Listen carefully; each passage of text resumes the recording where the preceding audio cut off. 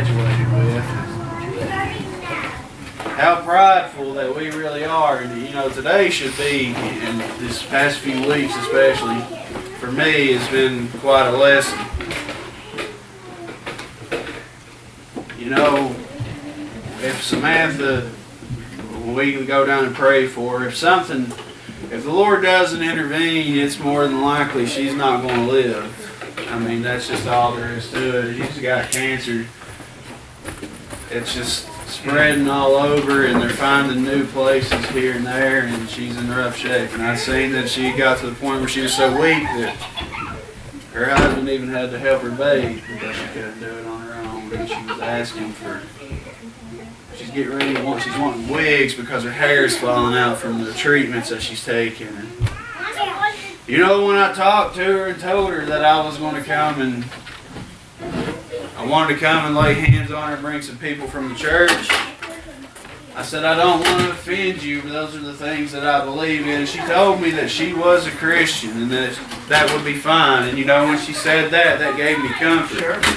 It absolutely did. And you know, if things don't go the way that her family wants, or that maybe we want, if she does leave this world, brother, I'm telling you, she's going to be in good company, because I know Brother Charlie Gerald, he was a good man, and his light shined. It shined awful bright. And you know, when she goes, if she leaves this world, she's going to be up there with my grandmother, my grandfather there. They let their light shine, and she's going to be in good company, brother, if that's the way it's going to be. And you know, let it be a lesson to you here today. She's 28 years old.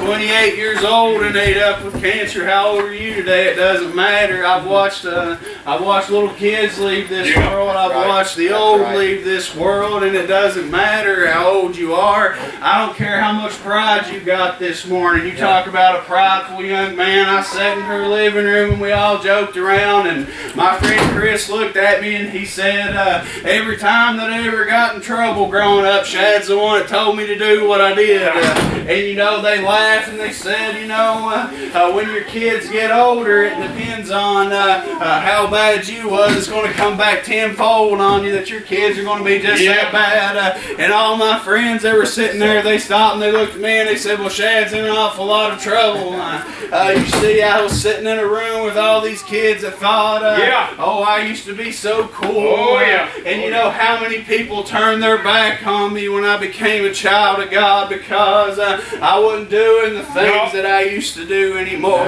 Let it be a lesson to you here this morning that this world, all it's got for you is pain and suffering. But my Lord's got something better for you here today. And if you're too proud, let me tell you, if you're sitting here today and you're not a child of God, you can guarantee it's going to be on your mind, and that condemnation is going to come in. And if you ignore it here today, I'm going to tell you, I did for the longest time. And you want to talk about Jonah, you want to talk about being at the bottom of the ocean, in the depths of hell, that's where you're going to be. Let me tell you, if you're not a child of God here this morning, you're just a walking dead man here. And I truly believe it. You know, when I was so scared when I just went to Kentucky, the last 2 times I'd been there, it'd been on some pretty bad circumstances. The first time I went and laid hands on Samantha there, and you know what the funny thing was? I stood up and I started to speak a few words, and I had all those people with me there, some of them self-proclaimed atheists, and when I started to speak about the Lord, I looked around, and the first people who eyes just flowed it was those little atheists there, because it's inside of you. You want to know how I know it's inside of you? I've got a daughter who asks us every night to pray with her, and when we pray with her there, she cries, and she says, I don't know why I'm crying. Oh, you want to talk about planting some seeds here today?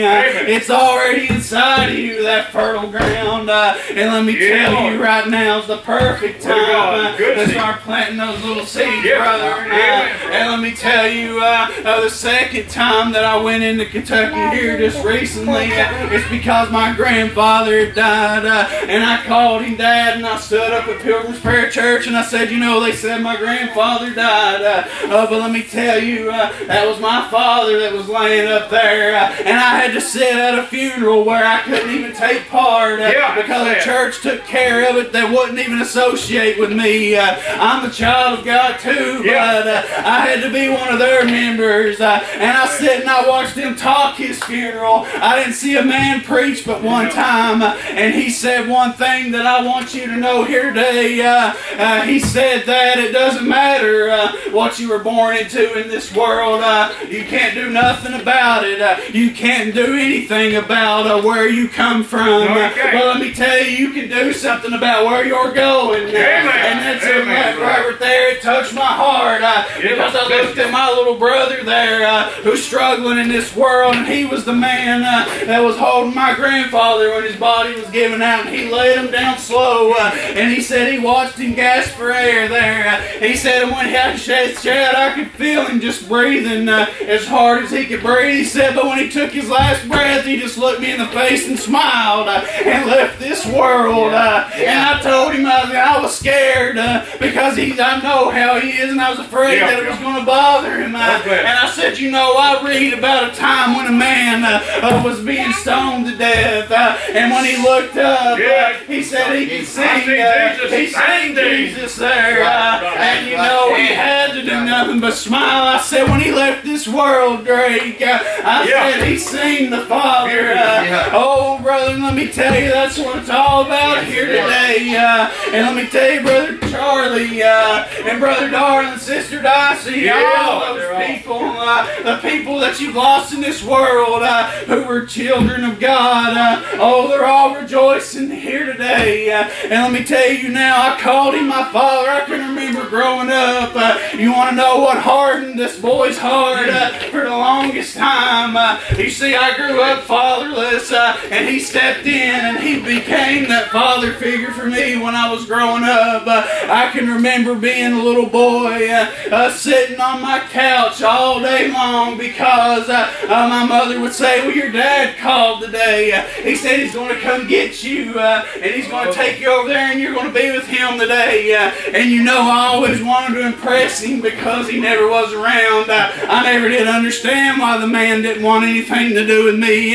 So I would get my favorite little backpack, brother, and I would fill it with all my favorite toys, and I would fill it with all the things that I thought would impress him there. And I would sit on that couch for 12 hours waiting for a man to show up and get me, and he would never come, brother. That's why my grandfather had to step in, because I didn't have those things growing up, brother. But let me tell you, I serve a Father now that can tell me just put that backpack away. You don't have anything here in this world that can impress me. Everything that I need's waiting on me. And let me tell you, my grandfather there, we had such a good relationship, brother. And you know, now that chapter in my life, brother, that's closed now. I'm not going to spend any more time with you here on this earth. Not a single second. And let me tell you right now, we talked about the church doors being open. We didn't open those church doors. They were opened over 2,000 years ago. And this is your chapter here right now with your Father. And let me tell you, one day that book is going to close on you. And right now is your time to make your decision. Right now is your time to put that pride aside. And brother, serve my God here today. You know, you want to talk about problems. We got people in this world who woke up this morning didn't even think about church. I'm so hindered here today because I can't sing a song. Those are my problems now. I couldn't sing a song. How many people woke up this morning with their voice just a little scratchy and didn't think a thing about it, brother? And I can't serve the Lord the way I want to this morning, and that's what's hindering me. Let me tell you, I can't even barely preach up here today because my voice keeps giving out. Those are things that hinder me now. And thinking about how my children are going to grow up in this lost and dying world. You know, the most beautiful thing that happened to me here this week week. I should be on cloud 9. I got a promotion at work. I get to sleep in my bed at night now, and I don't have to work. And you know, I sat there with my little training lady who's a child of God, and I let her listen to the line song. Just after she sat there, she sung Amazing Grace for me. You would think as a child of God, that right there was the thing that would have set my soul on fire for the week, and it was a good thing. But Thursday night, I believe it was, I was getting ready to leave, and I ran into this girl over here. She asked me, she said, "Are you going to have church in your new building here coming up?" That's what I'm looking for today. I'm looking for people to come. I'm looking for people ready to serve my God. That's what set my soul on fire. And let me tell you right now, the church doors are open. And let me tell you right now, you can fight it all you want. You can be as proud as you want to be. You can try to give me every excuse in the world. But let me tell you, that's not going to amount to anything when that chapter there is closed, brother. I'm worried about being there at that funeral. I couldn't even find out what had happened to him until I talked to my little brother. I was the only child of God there in that family that was left. Once my grandmother left, and now my grandfather's gone. I sat there at that funeral and I watched them cry and not know how to behave and how to act, and none of them once said, "I'm going to see him on the other." They don't even know. That's right. This world doesn't even understand it, understand how to take it. And every time I would ask my mother, I would say, "You know, what happened?" "Oh, I hope the Lord has mercy on me. I don't know what I'm going to do." The Lord had mercy that night. You know what's funny about it is just over a little week before that, the doctor said his heart was fine because they were going to do another surgery on him. Nothing was wrong with him. And on that night when my little brother held him and he took his last breath, it was his heart that it gave out. And the doctors had told him that everything was fine, that he's getting better. That's the only thing they got right, because today he is better. That's the only thing that they got right in this world. Now, you know, right now I may not make it home today. I may not make it home over in Pilot Mountain, but if I don't make it over there, I'm going home. Yes, sir. That's the promise I have today. Mommy, what?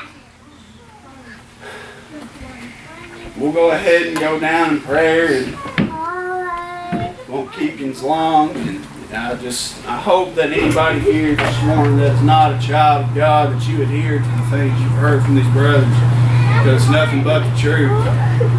And I know we're not up here playing a show for anybody. We don't have props. I've seen a preacher stand up at the pulpit and his phone go off, and he said he had it set for a specific time, and it went off, and he said, "Jesus is calling you." Brother, that's not what it is here today. We don't plan out these sermons. We may be all over the place sometimes. That's because we're leaning on God. The Spirit of God. You can't add to it here this morning. There's not a song that you can play, a song that you can sing, a dance that you can do to add to the Spirit of my Lord. Amen. If you come humbling your heart here today, that's what it's all about.